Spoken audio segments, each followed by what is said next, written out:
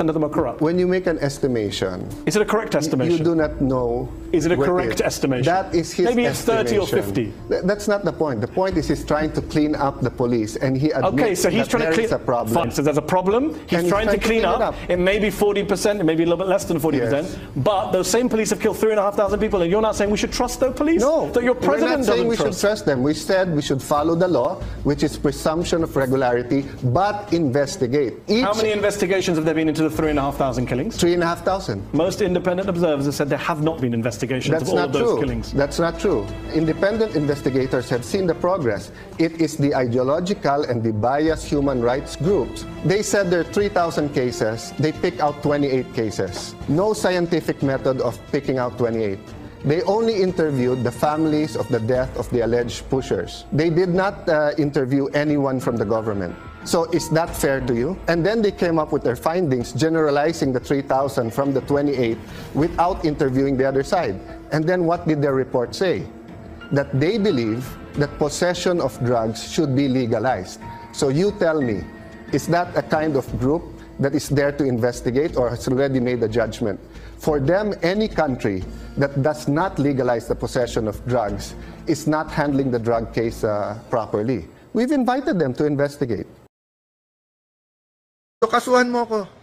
'Di ba? Sabi mo sana isama na lahat 'yan. Sama na 'yan si Cayetano sa ICC kasi gusto niyo mawala kami kasi may political agenda kayo, 'di ba? May political agenda kayo nangarap na kayo Mananalo presidente niyo, mananalo si Vice President Lenny, mananalo ka senador, then ikaw susunod na Vice President or kung ano man yung mga pangarap niyo. Pero hindi niyo matanggap that people choose 'di ba? Let me address this now to Senator De Lima. She started out by saying Alan is the last person in this world to talk about human rights. You should be the last person to talk about due process. Wala kang karapatan. So, let's address that. Ano po ba nakalagay sa Philippine Constitution, ma'am? Kayo po, ma'am, ang naging Secretary of Justice. Di ba nakalagay, no person shall be deprived of life, liberty, or property without due process of law. So si President Duterte po ay isang person. Person po siya. Sabi po ng Constitution, no person. Ako po, person din po ako. So paano mo sasabihin you're the last person who should be talking about it? Wala pong last person sa Pilipinas ang pwedeng pag-usapan ang human rights kasi para sa lahat yan.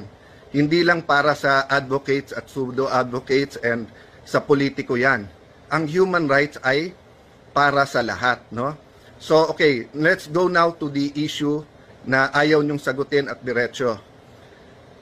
Paulit-ulit kayo sa Rome Statute, sa rules ng ICC, sa batas ng mga pinasa natin. Ang sabi ko nga sa inyo, i-assume na natin na valid at may jurisdiction sila. I-assume nyo na rin na valid din yung warrant. Hindi ka pwedeng dumating sa bansa, i-present mo na lang yung warrant na yan, tapos isasakay mo na sa eroplano at ililipad